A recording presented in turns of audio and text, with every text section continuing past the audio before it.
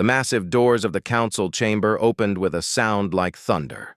Taiyang Kong walked through them with steady steps, his dark suit sharp against the strange lights of the alien station. Behind him came Dr. Hana Park, carrying data tablets, and Captain Jihoon Lee, his hand never far from his sidearm. The three humans looked small in the enormous room. The Galactic Council Station hung in space above a world called Apex Prime. It was bigger than any city on Earth. Inside the main chamber, thousands of aliens sat in rows that curved up toward the ceiling. Some had scales, some had fur, and some looked like nothing humans had ever imagined. The air smelled strange, like metal and flowers mixed together. Taiyang had been a military strategist before becoming a diplomat. He knew how to read a room, even one filled with aliens. Right now, every alien in this chamber looked at humans the way a teacher looks at a naughty child. It made his jaw tighten, but he kept his face calm. "Welcome, humans," a voice said. It came from High Arbiter Zelmora, an insect-like creature sitting on a high platform. Her voice was translated by machines into perfect English. "You have been summoned to discuss your place in galactic society." Taiyang bowed slightly. Respect cost nothing. "We are honored to be here." A reptilian alien stood up. He was tall, with green scales and yellow eyes that looked cold. This was Counselor Vexthor from the Crexian Empire. "Honored," he said, and his voice dripped with mockery. "You should be grateful. Your species has been traveling the stars for only 50 years. 50. We have been here for 10,000 years. You are children, playing with tools you barely understand." Hana shifted her weight beside Taiyang. She was a scientist, not a fighter, but he could feel her anger. Jihoon's hand moved closer to his weapon. Taiyang raised one hand slightly, telling them both to stay calm. "We may be young," Taiyang said carefully, "but we are here to learn and to work with the council." Zelmora's mandibles clicked. "That is wise. We have prepared something for you. The Covenant of Civilized Species. All members of the council have signed it. Now it is time for humanity to sign as well." A hologram appeared in the center of the room. It showed a document with thousands of pages. Taiyang felt his stomach drop as he started reading. The words were polite, but the meaning was clear. Humanity could keep only 12 colony worlds.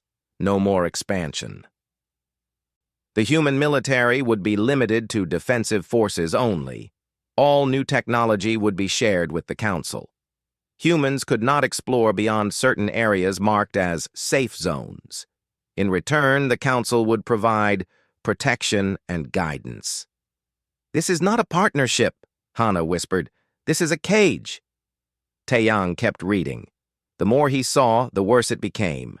Humanity would need council permission to build new ships. Council observers would be placed on every human world. Resources from human colonies would be contributed to the council at rates the council would decide. "We need time to review this document," Taiyang said. Another alien stood. This one looked like an amphibian, with wet blue skin and bulging eyes. Counselor Drachmon smiled, showing sharp teeth. "Of course you need time. You need time because you do not understand. Let me make it simple for you. Sign the covenant or face the consequences." "What consequences?" Jihoon asked. His voice was hard. "The galaxy is a dangerous place," Drachmon said. "Young species without guidance often have terrible accidents. Ships disappear. Colonies lose contact. Trade routes become unreliable. It would be tragic if such things happened to humanity." Taiyang felt cold. This was not diplomacy. This was a threat wrapped in fancy words. He looked around the chamber at all the alien species. They were watching humans like wolves watching sheep. "We came here in good faith," Taiyang said, keeping his voice level. "We hope to join the galactic community as equals." Vexthor laughed. It was an ugly sound. "Equals? You think you are our equals? You barely have faster-than-light travel. Your weapons are primitive. Your colonies are weak. You are not equals. You are children who found a loaded weapon and started playing with it. We are here to take that weapon away before you hurt yourselves." Hana touched her data tablet. She was taking notes, recording everything. Taiyang knew she was also analyzing the aliens' body language and words. She was brilliant at reading people, even alien people. "We request 3 days to review the covenant and consult with our government," Taiyang said formally. Zelmora clicked her mandibles again. "You may have your 3 days, but understand this. The covenant is not a negotiation. It is an offer. Accept it or reject it. But if you reject it, you reject the protection of the Council. You will stand alone in a galaxy that does not forgive mistakes." The humans were shown to their quarters on the station. The rooms were comfortable but clearly monitored. Jihoon swept for listening devices and found dozens. He disabled them with practiced efficiency. "They are not even trying to hide it," he said. Hana sat down hard in a chair. "This is worse than we thought. I knew the Council was old and set in their ways, but this is not cooperation. This is subjugation." Taeyang stood at the window, looking out at the stars. Somewhere out there was Earth, humanity's home. Billions of people were waiting to hear what happened here. They trusted him to make the right choice. "Get me a secure line to Earth," he said. "The Assembly needs to see this covenant." "All of it." It took hours to establish a connection that the aliens could not intercept. When they finally reached Earth, the United Assembly was in emergency session. Presidents, prime ministers, and representatives from every nation on Earth gathered to review the covenant. Taeyang waited while they read. He could imagine their faces as they understood what was being demanded. Give up humanity's future, or face the might of civilizations that had conquered the stars while humans were still learning to make fire. Finally, the response came. It was short. "We did not crawl out of caves and reach for the stars just to kneel now. The decision is yours, Ambassador Kang. But Earth stands with you. Whatever you choose." Taeyang closed his eyes for a moment. Then he opened them and looked at Hana and Jihoon. "Start documenting everything. Every word they say, every threat they make, every clause in that covenant. If we are going to fight this, we need evidence." "Fight this?" Jihoon asked. "You mean you are not going to sign?" "Would you sign away your children's freedom?"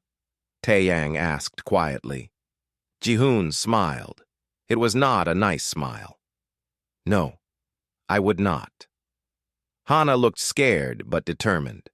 "They will not let us walk away from this." "I know," Taeyang said, "but maybe it is time someone stood up to them anyway." Outside the window, the stars shone cold and distant. Somewhere in that vast darkness, humanity's future was waiting. It would not be easy, it would not be safe, but it would be free. 3 weeks passed on the Council station. Each day felt longer than the last. Taeyang sat through meeting after meeting, watching the Council add more demands to the covenant. First, it was 12 colony worlds. Then it became 10, then 8. Every time Taeyang tried to negotiate, the Council took something else away. "They are testing us," Hana said one evening in their quarters. She had dark circles under her eyes from lack of sleep. "They want to see how much we will accept before we break." Narration, the youngest member of the delegation, looked up from her computer.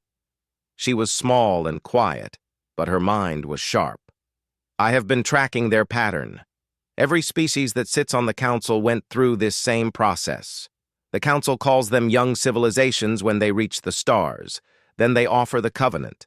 Then they squeeze until the species has no choice but to sign." "What happens to species that refuse?" Jihoon asked. Nari's face went pale. "They have accidents. 3 species in the last 1,000 years refused the covenant. One had a plague that destroyed half their worlds. One had their trade routes cut off and their economy collapsed. One had a civil war that nobody can explain. All three eventually signed the covenant under worse terms than they were first offered. Taiyang felt anger burn in his chest. So we sign or we suffer. There might be another option, Hana said slowly. She pulled up files on her tablet. I have been studying the council species, their cultures, their histories. Something does not make sense. Many of these civilizations were once great explorers and innovators. But after they joined the council, they became stagnant. They stopped growing, stopped inventing, stopped expanding. It is like the covenant did not just limit their military. It limited their spirit. Admiral Yuna Choi's face appeared on the secure communication screen. She was in orbit above the station with the human escort fleet, 12 ships that looked like toys next to the massive alien vessels surrounding them. Ambassador, I need to report something. Our sensors have detected Council military vessels moving into position around human space, at least 200 ships. The room went silent. 200 ships. Humanity only had 120 military vessels in total. They are preparing for war, Ji-hoon said flatly. If we refuse the covenant, they plan to force us into it. Taiyang stood and paced the small room. His mind raced through options. Sign the covenant and watch humanity slowly die under alien control. Refuse and face a war humanity could not win. There had to be another way. Nari, can you access the Council's communication systems? He asked. Nari nodded. I have been monitoring them for weeks. Their security is good but not perfect. They are so old and so confident that they have not updated their systems in centuries. What do you need? Everything. I want to know what they are saying to each other when they think humans are not listening. I want their real communications, not the polite lies they tell us in meetings. Over the next 2 days, Nari worked without sleeping. She dug through layers of council communications with the help of Doyun Ko, a specialist who had joined them from Earth. Doyun was an expert in cyber warfare, and together they found treasures, messages between council members discussing how to manipulate human colonies. Orders to create supply problems that would make human worlds dependent on council aid. Plans to position military forces not for defense, but for invasion. Evidence of the same tactics used against dozens of other species over thousands of years. This is everything we need, Hana said, reading through the files. This proves the Council is not a partnership. It is a protection racket. They create problems and then offer to solve them if you sign away your freedom. But it was Nari who found the most damning evidence. Look at this, she said, her voice shaking. The covenant terms for resource contributions. The Council takes 60% of everything a signed species produces. Not the 40% they tell everyone. 60. And that number goes up every century. Some species are now giving 90% of everything they make to the Council. They are parasites, Ji-hoon said with disgust. They are feeding on younger civilizations. A chime sounded at their door. Taeyang opened it carefully. A small alien stood there looking nervous. This was Counselor Talzin, from a species that had always seemed more sympathetic than the others. I should not be here, Talzin said quietly. But I must speak with you. My people signed the covenant 800 years ago. We were told it would bring prosperity and peace. Instead, it brought slow death. We cannot expand. We cannot innovate. We exist only to serve the Council's needs. I have watched your negotiations. I see them doing to you what they did to us. Why are you telling us this? Taeyang asked.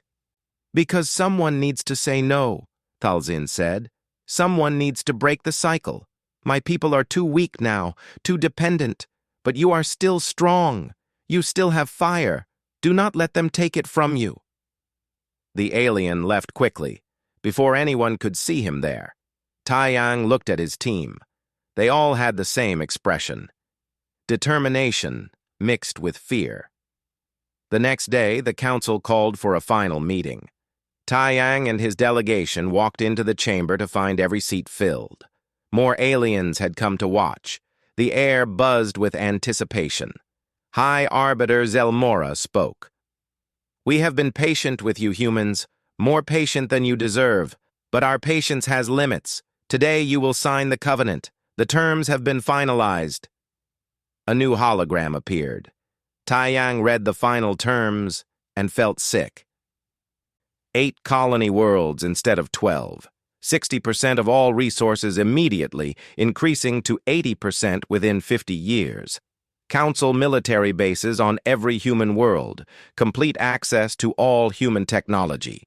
Humanity would not be partners. They would be servants. Counselor Drakmon stood with a smile. "I have taken the liberty of preparing a ceremony. After you sign, there will be a celebration. The galaxy welcomes humanity into civilization." Counselor Vexthor laughed. "Though I wonder if you truly understand what you are signing. Let me make it clear for simple minds. Sign this, or your species will face consequences that will make extinction look merciful." Hana touched Taeyang's arm. In her hand was a small device. She nodded once. Everything was ready. All the evidence they had gathered, all the proof of council manipulation and exploitation was loaded and ready to broadcast. Taiyang took a deep breath. This was the moment. Sign and doom humanity to slow death under alien control, or refuse and face war.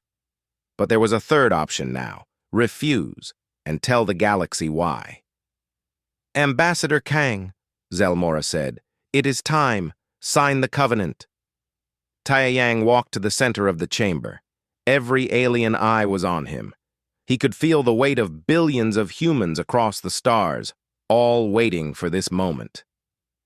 His hand did not shake as he reached toward the holographic document. Then he pulled his hand back. Taiyang stood in the center of the council chamber with his hand pulled back from the hologram. The silence was complete. Thousands of aliens stared at him, confused. They had expected him to sign. Everyone always signed. "No," Taiyang said. His voice was quiet, but it carried through the chamber. Counselor Vexthor rose from his seat. "What did you say?" "I said no." Taeyang turned to face the council members on their high platforms. "I will not sign this covenant." The chamber exploded with noise. Aliens shouted in dozens of languages. The translation system struggled to keep up. High Arbiter Zelmora raised her clawed hands for silence. "You dare refuse?" she asked. Her voice was dangerous now, the politeness gone. "You understand what this means?" "I understand perfectly," Taeyang said. He walked slowly across the chamber floor, his footsteps echoing. "I understand that this covenant is not a partnership. It is chains made to look like a gift.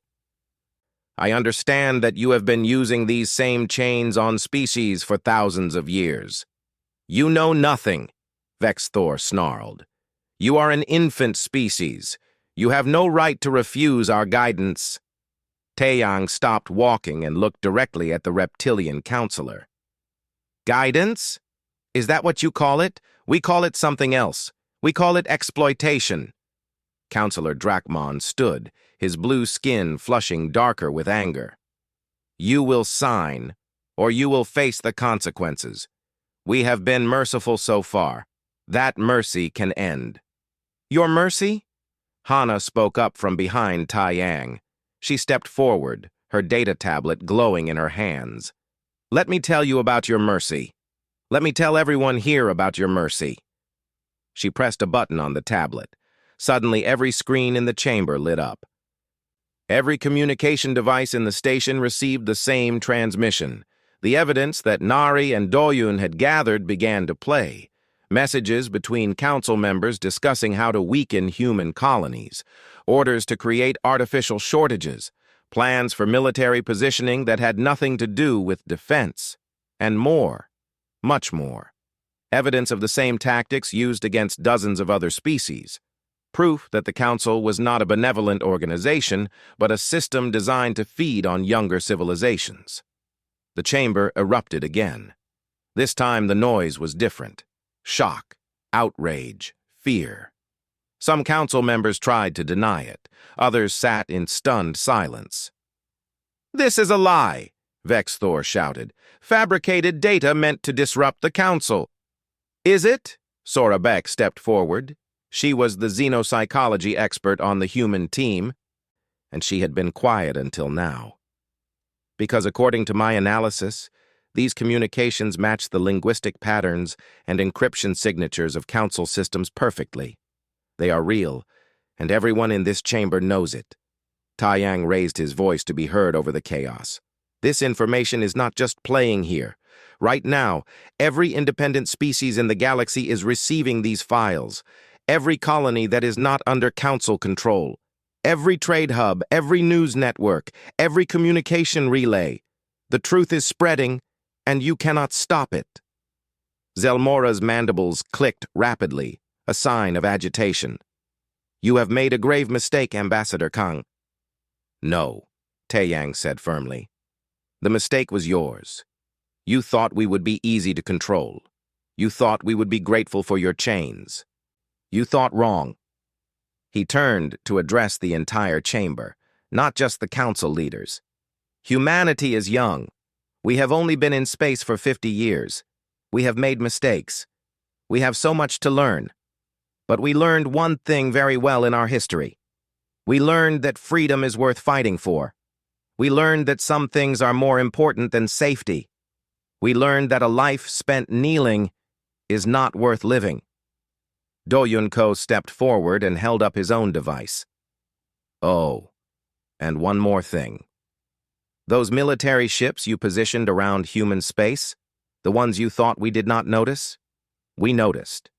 And we have sent their positions and fleet compositions to every human colony and military outpost. If you attack us, the whole galaxy will know it was planned aggression, not defense."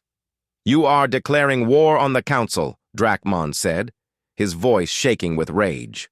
"No," Taiyang said calmly. "We are declining your offer. If you choose to make that a war, that is your decision. But understand this.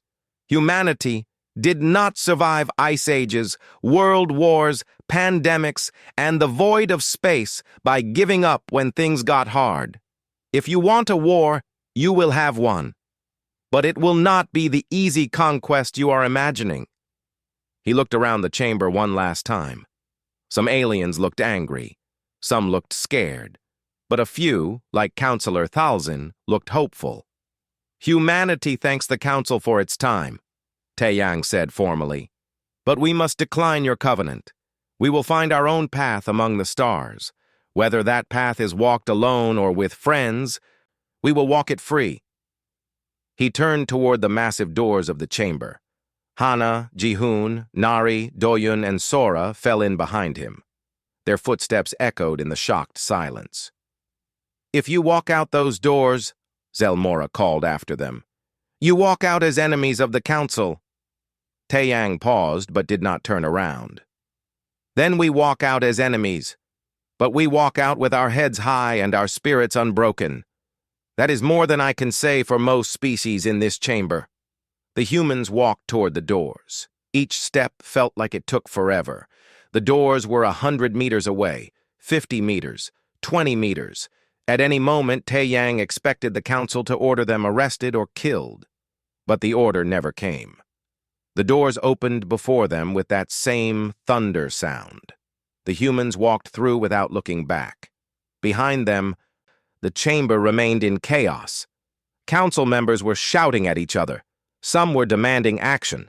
Others were trying to defend themselves against the revealed evidence.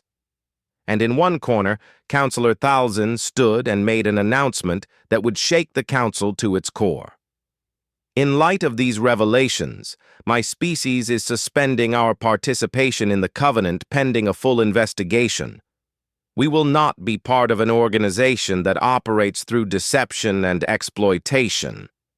As the humans walked down the long corridor away from the chamber, they could hear the chaos growing behind them. More species were demanding answers. The carefully maintained image of Council benevolence was crumbling. Admiral Yuna Choi's voice came through their communication devices. Ambassador, I am reading elevated activity on Council military vessels. They may be preparing to detain you by force. Then I suggest we leave quickly, Taeyang said. They ran, through corridors filled with confused aliens, past security stations where guards received conflicting orders, into the docking bay where their shuttle waited. Jihoon and his security team held the boarding ramp while the diplomats climbed aboard. The shuttle lifted off just as Council security forces arrived at the bay, but they did not fire. They could not. The whole galaxy was watching now. An attack on diplomatic personnel would prove everything the humans had revealed. As the shuttle flew toward the human fleet waiting in orbit, Taeyang looked back at the massive Council station. It looked smaller now, less impressive. Just a structure built on thousands of years of lies. We just made the most powerful organization in the galaxy our enemy, Nari said quietly. Yes, Taeyang agreed. We did. Was it worth it? She asked. Taeyang thought about Earth, about humanity's colonies spreading through the stars, about children who would grow up free instead of in chains, about the hope he had seen in Counselor Thalzin's eyes. Ask me again in a few years, he said, but right now, yes, it was worth it. Behind them, the Council trembled. The human fleet moved through space at maximum speed, rushing home to Earth. Every ship was on high alert. Behind them, the Council station grew smaller, but the threat did not disappear. Admiral Yuna Choi stood on the bridge of the flagship, watching her sensors carefully. Multiple Council vessels are following us, she reported. They are keeping their distance but tracking our every move. Taeyang joined her on the bridge, still wearing his diplomatic suit. How long until we reach human space? 3 days at this speed, Yuna said. But the Council fleet is already moving. Our intelligence shows 500 ships heading toward our territory. 500 ships. Taeyang felt the weight of that number. Humanity had 120 military vessels. The odds were impossible, but impossible odds had never stopped humans before. When they finally reached Earth, Taeyang went straight to the United Assembly. Every nation's leaders were present, gathered in the Great Hall. He told them everything, the covenant, the threats, the evidence they had revealed, and the coming war. We cannot win a direct fight, said President Kim of the Pacific Union. Their technology is thousands of years ahead of ours. Then we do not fight directly, said General Minho Huang. He was Earth's defense coordinator, a man who had studied warfare his entire life. We fight smart. We use our advantages. What advantages? Someone asked. They are stronger, faster, and have more ships. Jiwon Lim stood up. She was young, barely 30, but she was the most brilliant engineer in human space. Technology is not everything. The Council species are old. They rely on systems that have not changed in centuries because they work. But that means their systems are predictable. They have weaknesses. She pulled up a hologram of a Council warship. I have been studying their designs from the data we captured. Their ships are powerful, but their computer systems are ancient. They never developed strong cybersecurity because they consider cyber warfare dishonorable. They think attacking computers instead of ships is cowardly. Doyen Ko stepped forward with a dark smile, which means they are completely unprepared for what we can do to them. Over the next 2 weeks, humanity prepared for war. Every military base went on high alert. Every colony fortified its defenses. But the real work was happening in secret laboratories and computer centers. Doyen Ko gathered every cyber warfare expert in human space. Hundreds of people working day and night, writing code that would become humanity's secret weapon. They created viruses that could spread through Council ship systems, programs that could make weapons misfire or engines shut down. digital ghosts that would make sensors lie to their operators. "The Council thinks we are primitive," Doyun said to his team. "Let us show them what primitives can do." Jiwan Lim and her engineers worked on another project. They could not build ships as powerful as Council vessels, but they could make them faster and more maneuverable. They stripped down human warships, removing everything not essential for combat. They installed new engines, new weapons, new systems designed specifically to fight larger, slower enemies. "We are building wolves to fight bears," Jiwan explained. "We cannot match their strength, so we will be faster and smarter." Dr. Hannah Park led a different kind of preparation. She studied Council military tactics from thousands of years of recorded battles. She found patterns. The Council fleets were large and powerful, but they followed rigid formations. They relied on their technological superiority. They had not faced a truly innovative enemy in centuries. "They will expect us to fight like other species they have conquered," she told the military commanders. "We need to do everything they do not expect."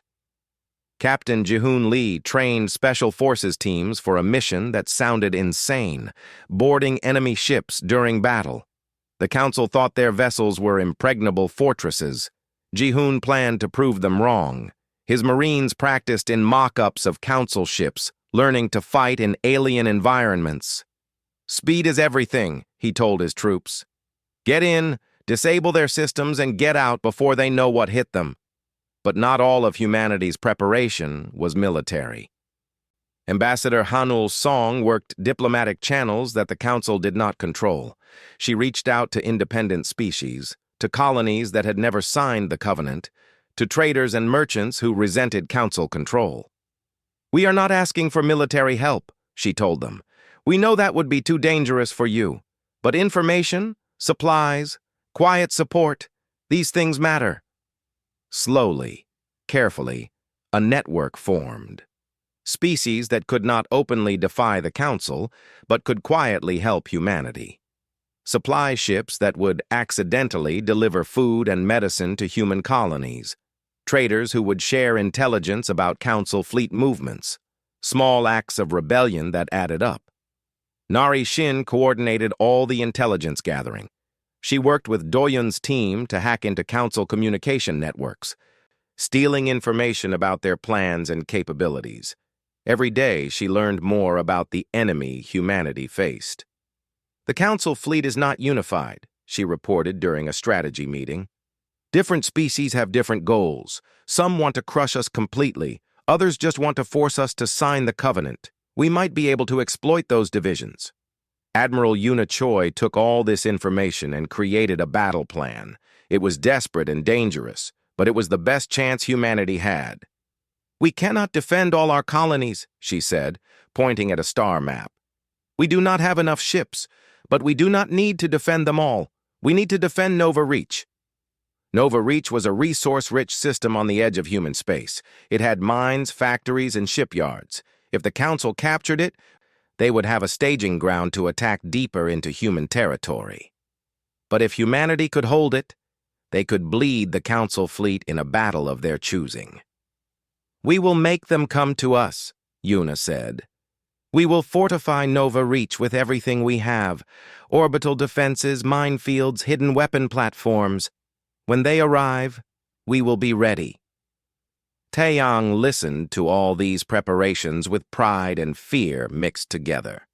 These were humanity's best and brightest, working together to survive, but he knew the cost would be high. "Even if we win the battle," he said quietly to Hana one night, "the Council will not stop. They cannot afford to let us go unpunished." "Then we make the price too high," Hana replied. "We make it cost them so much that other species start to question whether the Council is worth following."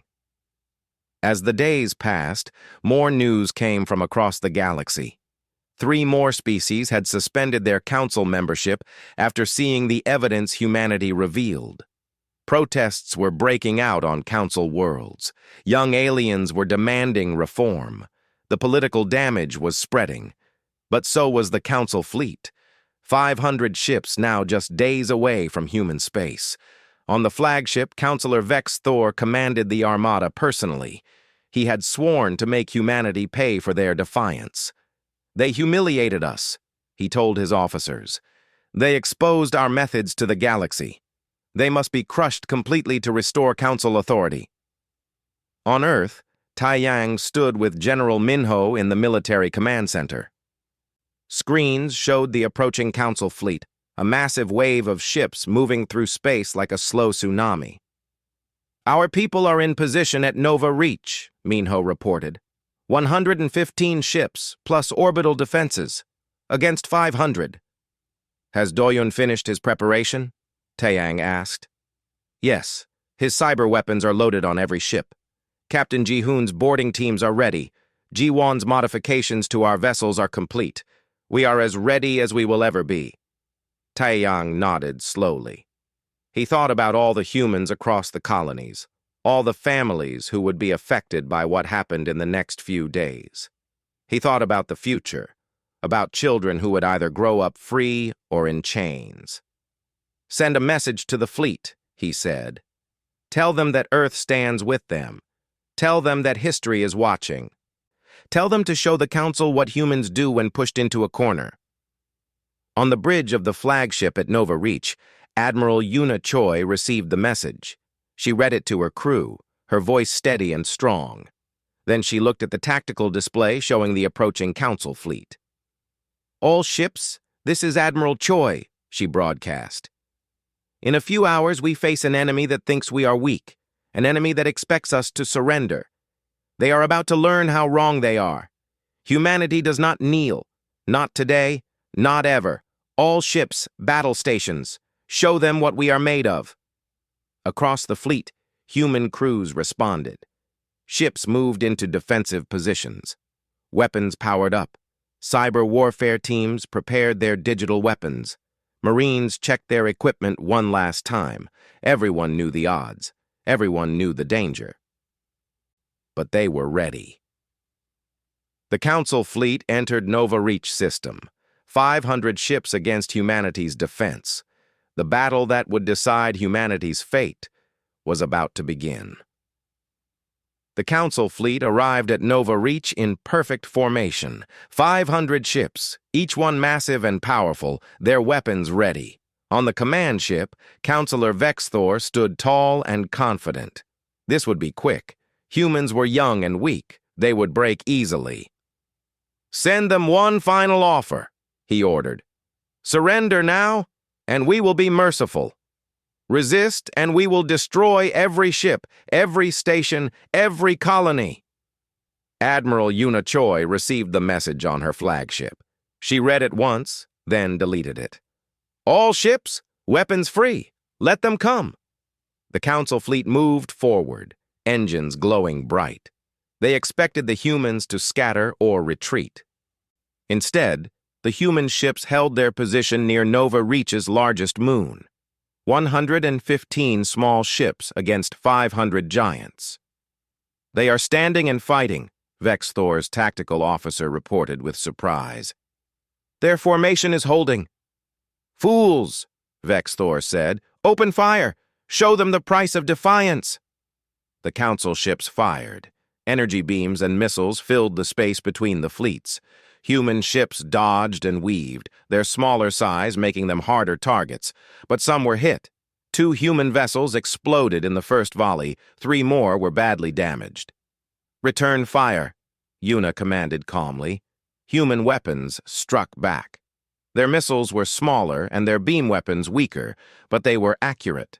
The Council had not expected the humans to fight back so effectively. 2 Council ships took heavy damage. One had its shields fail, but the battle was clearly going the Council's way. They had the numbers and the power. Slowly but surely they pressed forward, their weapons overwhelming human defenses. Then Doyen Ko pressed a button on Earth, and everything changed. The digital attack spread through the Council fleet like invisible fire. Viruses jumped from ship to ship through their communication networks. The Council species had never developed strong cyber defenses. They thought such warfare was dishonorable. Now they paid the price for that belief. On Council ships, systems began to fail. Weapons that were about to fire suddenly shut down. Shields flickered and died. Sensors started showing false information, making captains think enemies were in places they were not. Engine controls stopped responding. Communication channels filled with static and confusion. "What is happening?" Vexathor shouted as his own ship shuddered. "Why are our systems failing?" His technical staff had no answers. They had never seen anything like this. The humans were attacking with weapons the Council could not see or defend against. "It is in the computer systems," someone finally reported. "Some kind of hostile program. It is spreading through the entire fleet." Admiral Yuna Choi watched her tactical display as Council ships began breaking formation. 80 ships were reporting major system failures. Dozens more were operating at reduced capacity. The perfect formation was falling apart into chaos. "Now," she said, "all ships, attack pattern Delta, fast and close." Human ships accelerated, their modified engines pushing them to speeds Council vessels could not match. They dove into the confused Council formation like wolves into a flock of sheep. Human weapons focused on ships already damaged by the cyber attack. One Council vessel, its shields down and weapons offline, was destroyed by concentrated fire. Then another, then 3 more. "They are tearing us apart," Vexthor's second-in-command said with horror. "We need to fall back and reorganize." "No," Vexthor snarled. "We outnumber them 5-1. Order all ships to engage at close range. Overwhelm them with our superior numbers." It was exactly what Admiral Yuna Choi wanted him to do.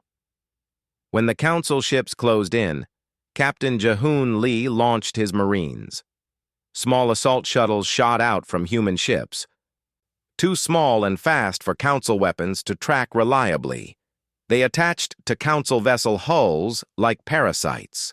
Marines cut through airlocks and poured inside. The Council species had not faced boarding actions in thousands of years. Their ships were designed to fight other ships, not soldiers inside their own corridors. Jahoon's teams moved with practiced efficiency, shooting crew members who resisted and sabotaging critical systems. "Hull breach on Deck 7, came panicked reports on Council ships. "Intruders on engineering deck. They are destroying our power cores." Within an hour, Jihoon's teams had captured 3 Council ships intact and forced 5 more to surrender. The shocked Council crews could not understand how such small forces had taken control of their mighty vessels. The battle raged for 6 hours. It was brutal and chaotic. Human ships were faster and more flexible, but Council ships were tougher. Every time a Council vessel adapted to the cyber attacks, Doyun's team sent a new virus. Every time Council commanders tried to reorganize their fleet, human ships struck from unexpected angles. But humans were dying too. 20 ships were destroyed in the first 2 hours, 30 by the 4th hour. Admiral Yuna Choi watched each loss with a heavy heart. Those were not just ships, they were crews. People she knew, friends. "Ma'am, we are taking heavy casualties," her tactical officer reported. "We cannot sustain this much longer."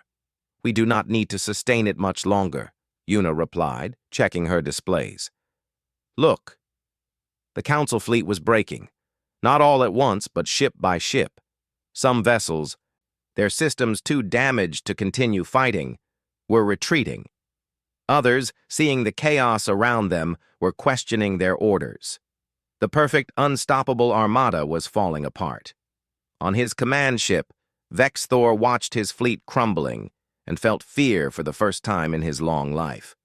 He had lost 86 ships. 15 more had been captured. Dozens were too damaged to fight effectively, and the humans kept coming, relentless and impossible to pin down. "Sir, we must retreat," his second-in-command urged. "We are losing this battle." "No," Vexthor said, but his voice lacked conviction. "We just need to regroup. We still have the advantage in numbers." But even as he spoke, more ships were pulling back. Some were retreating to safe distance. Others were simply leaving the battlefield entirely. The Council fleet had never faced an enemy like this. Their crews had no experience with defeat. Then Dr. Hannah Park broadcast a message that reached not just the Council fleet, but every communication device in the system. Ships, stations, even personal devices received it. "To the crews of the Council fleet," she said, her voice calm and clear. "You came here to force us into submission. You came here believing your leaders when they told you we were dangerous primitives who needed to be controlled. But now you know the truth. Now you have seen what humans can do when we fight for our freedom. Your leaders lied to you. They lied about us. They lied about the Covenant. They lied about everything. We do not want this war. We never wanted it. But we will not surrender our freedom. Go home. Tell your people what happened here. Tell them the truth." The broadcast included footage of the battle, Council ships being disabled by cyber attacks they could not defend against, human ships moving with impossible agility, Marines capturing Council vessels, the mighty Council fleet in disarray. But more importantly, it included the evidence again, all the files showing Council manipulation and exploitation. Proof that this war was not about protecting the galaxy, but about punishing a species that dared to say no. Across the galaxy, billions of beings watched the broadcast. They saw the battle, they saw the evidence, and they saw something else. They saw humans fighting against impossible odds because freedom mattered more than safety. On Council worlds, protests grew larger. Young aliens marched in the streets demanding change. Some Council species began recalling their ships from the battle, unwilling to continue a war their populations no longer supported. Vexthor watched his fleet shrink as ships withdrew. Less than 200 vessels remained willing to fight, and they were facing humans who showed no sign of backing down despite their losses. "Retreat," he finally said, the word bitter in his mouth. "Order all remaining ships to fall back. We will regroup at Apex Prime." The Council fleet withdrew from Nova Reach.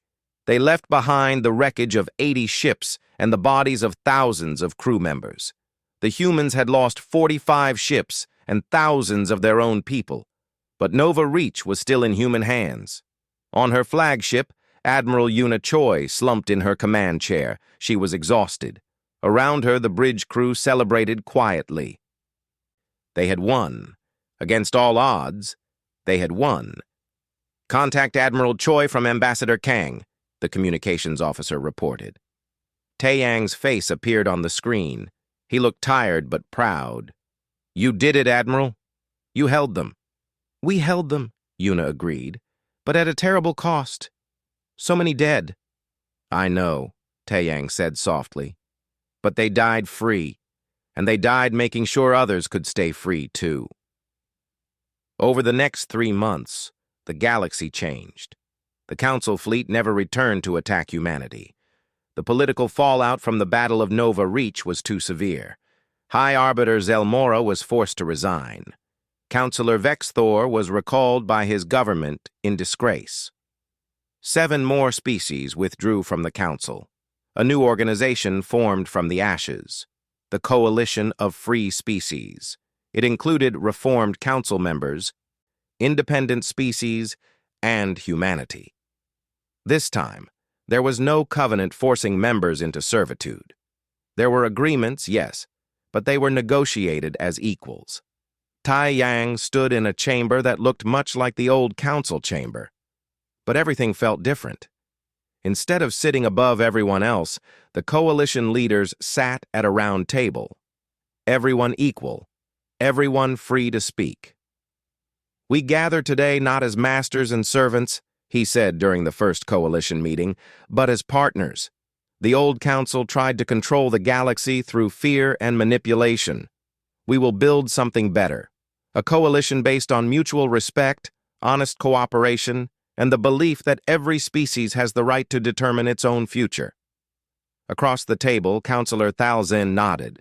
His species had joined the coalition eagerly, grateful to finally be free of the old covenant. "The humans taught us something important. They taught us that freedom is worth fighting for. More than that, they taught us that sometimes you have to stand up to power, even when it seems impossible to win. Dr. Hannah Park wrote in her historical record, "The day humanity walked out of those negotiations, we did not know if we would survive. We only knew we could not live on our knees. The battle that followed was hard and bloody. We lost good people, but we won something more valuable than any territory or resource. We won the right to choose our own path. And in doing so, we lit a fire across the galaxy. A fire that reminded everyone what they had forgotten, that freedom is not given, it is taken, and once claimed, it lights the way for others." Years later, young students across the galaxy would study the Battle of Nova Reach. They would learn about the small human fleet that stood against impossible odds. They would read Ambassador Kang's words, "We did not crawl out of caves and reach for the stars just to kneel now." And they would understand that sometimes the youngest voice in the room has the most important thing to say. The Galactic Council had trembled when humanity walked out of negotiations. It fell when humanity proved that freedom was worth any price. And from its ashes rose something better.